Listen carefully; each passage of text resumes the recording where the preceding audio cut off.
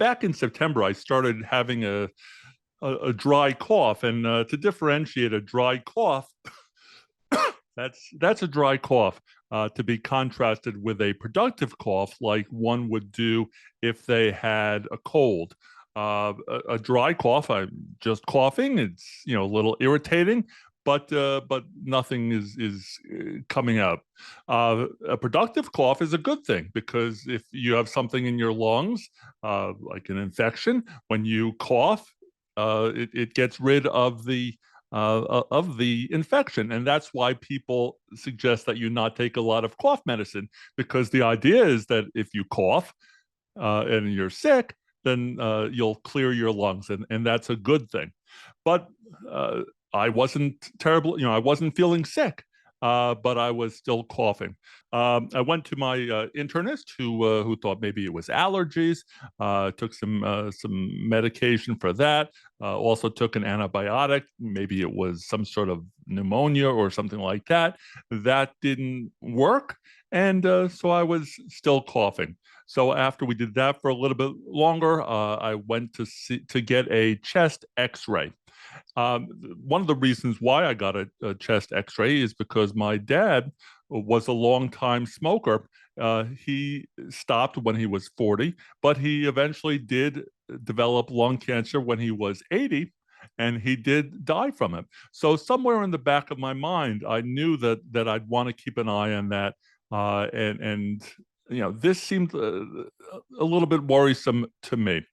So I got a chest X-ray, and that showed what was described to me as a suspicious density. And when somebody explained to me a little bit more what a density was, the answer was a possible mass. And I think other people sometimes think of a mass as a lump. And so I was a little bit concerned to hear that. But when somebody has something, when somebody has a density on their chest X-ray, then more often than not, it's nothing to worry about. Maybe it's infection, maybe it's scar tissue, maybe it's a lot of different things. But my doctor suggested that I go get a CAT scan, which gives you a more in-depth look at the situation, whatever's going on there. And that CAT scan confirmed that I did have uh, what was now being called a smallish mass on my left lung. And so that was when I went to see a pulmonologist. A pulmonologist deals with breathing. And so he saw my x-rays, and we thought maybe it was some sort of asthma or something like that. But the doctor was square with me. He said, what we're trying to do is rule out cancer. And so since the CAT scan showed that there was what looked like a mass, it was decided that I would have a bronchoscopy with a biopsy. A bronchoscopy is a very small, narrow tube which goes down your windpipe when you're asleep. There's a camera on it, and the pulmonologist, the intervention pulmonologist, or is it interventional pulmonologist? The expert knows how to follow the windpipe with a camera, and then when he gets to the mass, he's able to take a little bit of a biopsy so they can look under the microscope, and that is typically the way that something is confirmed to either be cancer or not. A few hours after my bronchoscopy, the doctor came into my hospital room and he said, "It does look abnormal, and we believe that it's lung cancer." Uh, I'll be honest, while I'd had plenty of time to think about what was making me cough, cancer certainly did cross my mind, and I was frankly a bit concerned that if a doctor ever said that to me, I, I don't know what I would do. But he said it to me, and I nodded my head, and he told me that within a few days I would be meeting with a treatment team, and we would be doing a few more tests to determine whether the cancer had spread, and then we would get working on my treatment. I've been overwhelmed by the response that I've received since I posted on social media that I had been diagnosed with lung cancer. People who I've covered over the years, people who I've covered in a not terribly favorable way, people who I have covered in a favorable way. For some reason, and they all reached out to me and offered words of support, uh, words of encouragement. I continue to hear from. I mean, I think today I answered 100 emails from people I've never met before, thanking them for reaching out and offering their support and their well wishes. I've heard a lot of stories from people who have recovered from cancer. Some of them have had family members who were diagnosed when they were, when they were 75 or 80, and they continued to thrive. So those kind of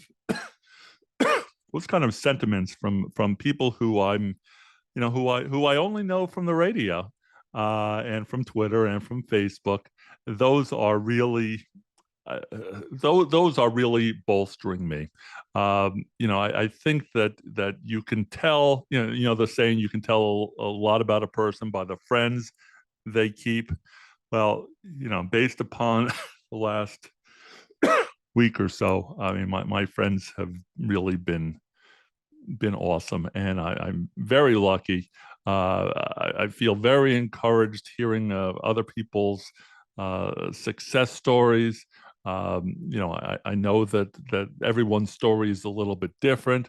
I will say that I'm my wife and I are thrilled and comforted by the treatment team that is coming up with my treatment plan. As of this moment, barring a couple of other tests that are still to come, at this moment it looks like I'll be starting chemo and radiation at the same time, um, before Christmas. My hope and my expectation is to keep working from home during that period. I've learned during the last several weeks that the treatments to treat cancer and lung cancer in particular have really changed an amazing amount in the past 20 years, and they continue to change. I saw some chart that showed the number of new lung cancer treatments in the last couple of years, and that continues. I think that I'm pretty sure that in the next few years I'll be learning a lot more about lung cancer than I ever thought I would know or ever would have to know. Um, and I'm very hopeful. Knock on wood. I mean, I'm still young-ish. I'm 63. Relatively good health, if you don't count having lung cancer. But I'm looking forward to doing my best and seeing what we can do. I have a wonderful um, support system with my wonderful family and my wonderful friends, and of course WTOP has been incredibly helpful in asking me what I need, how they can help. I just want to keep working because I love my job. I love being in touch with the people who I've made connections with on the air and and off the air over the past 25 years. So I'm looking forward to getting going with treatment and seeing what comes next. I think that this whole thing has reminded me of the special relationship that we have on the radio. When I was a kid, using my mind to picture the person talking on the radio, that was a real connection. And I know that people feel connected to the people they hear on the radio, and I feel connected to them. Social media has made it even more so that we're able to interact a little bit more than we could before. And you know, people who've said that they've listened to WTOP have heard me over the years and personally felt concerned when they heard that I had lung cancer. That is, I know that, and I'm so thankful, and that people have trusted me to talk to them um, each day for the last 25 years. But I will honestly say, the love and the attention and the kindness that's coming back to me at this time in our relationship, I think it's clear that it benefits me. I'm the lucky one to be benefiting from that relationship. So I'm very thankful. I look forward to a long, healthy, happy, fun life, and talking about all of our lives on WTOP. And I just can't thank people enough for caring, being there, and just being part of what it is that we do.